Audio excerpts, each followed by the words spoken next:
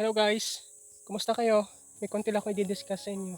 Ito lang yung lagi kong guidelines or lagi kong ini-insist sa sarili ko na kahit na anumang itanim natin, panandaliang halaman man yan or pangmatagalan, meaning yung durable na tinatawag nila, na kapag tayo nagtanim at once na maitanim natin yan, hahayaan na natin yan, di ba? Makikita natin, time goes by, yung itinanim natin, walang hindi tumutubo. Walang hindi na yan ay nagkakaugat sa ilalim ng lupa. Walang hindi na yan ay lalago.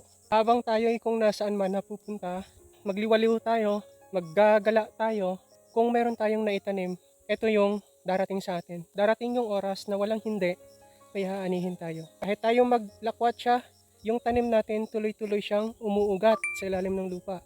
Tuloy-tuloy siyang lumalaki, tuloy-tuloy siyang nagmamature at namumunga. Kung laman lupa man siya, naglalaman siya ng kanya. Without our guidance. Na ibig sabihin, eto ha, lumaki ka, sabihan mo siya na, eto, lumago ka. Pero yung ugat ng halaman nagsasabi. So halimbawa na lang itong luya na to. Ito lang siya. May nyug pa. Hindi natin alam na yung mga itinanim natin, in the future, siya yung magsusurvive sa atin. Diba? Makes sense. Yun lang guys, and see you in our future vlogs. Bye!